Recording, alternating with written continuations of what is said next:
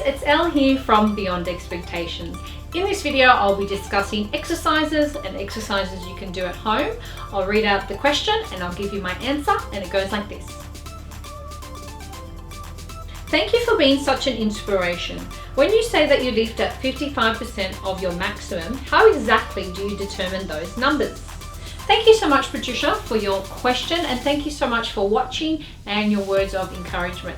Now, in regards to your question, 55% of your maximum output, what I'm referring to is your ability to do a particular exercise. Now, to simplify it for you, we're going to look at a basic push-up. Whether or not you do it on your knees or you do it on your toes, regardless of the matter, how many can you do in one sitting flat out? So what I would suggest you do is you go for it and you see how many can you do. Say, for example, on your knees or on your toes, whatever's your comfort level and what you're able to do, you can do 20 in a row. Now, 55% of that would be 11. Now, to make it even more simple, let's keep it at 50%. So if you did 50%, that would be 10. So 10 push-ups. Now, what you're looking to do is 10 push-ups and 3 sets of 10 with roughly a minute break.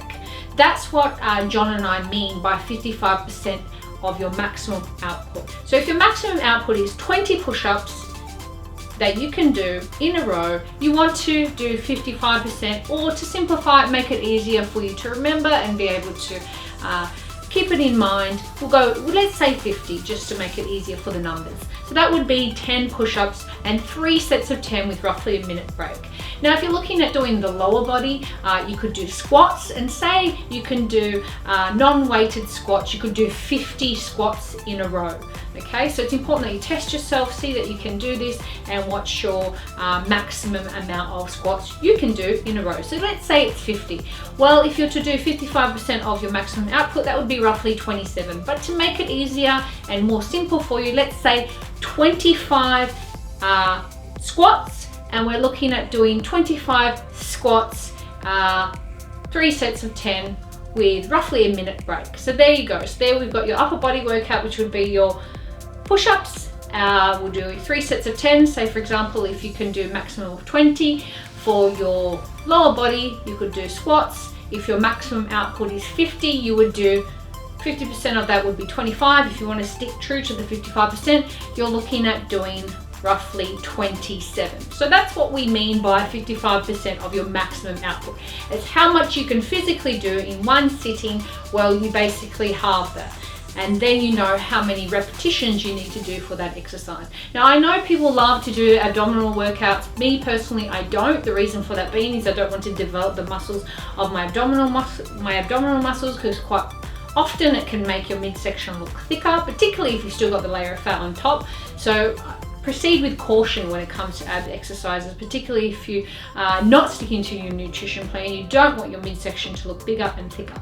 But moving forward, if ab exercises are something you'd like to do, if you can say do 30 crunches in a row, if you're looking at doing 55% of your maximum output, that would be 17. To simplify it, let's say 50, that would be 15 ab crunches that you would do, and you do 3 sets of those with a minute break. Again, please proceed with caution when it comes to ab exercises. I really don't want you to aggravate the area and quite possibly make it worse.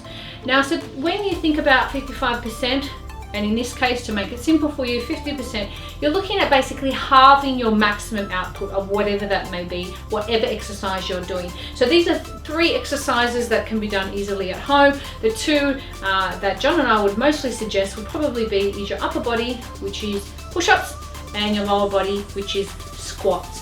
Now, moving forward, as I've said in many of my other videos, I always focus on 90% diet, 7% weights and 3% cardio. If you'd like to do some cardio, some gentle walking is always preferable, because it's something you can maintain for a long time.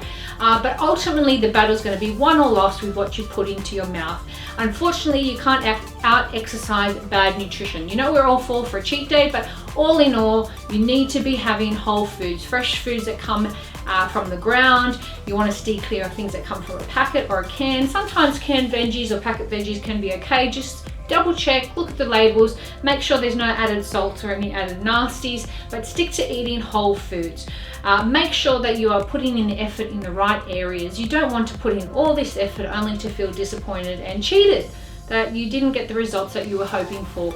It is 2020 and I made beyond expectations in 2010, and I've been able to maintain my shape and physique all these years from 90% diet. It's really important that you make it the center of your attention. If you're putting a lot of effort into your exercise and very little thought into what's going into your mouth, unfortunately, you may not get the results that you desire. You may not be able to reshape, transform your body, and most importantly, maintain it for the long term, because whatever level of exercise that you currently do, you're going to have to maintain that to maintain your shape and physique.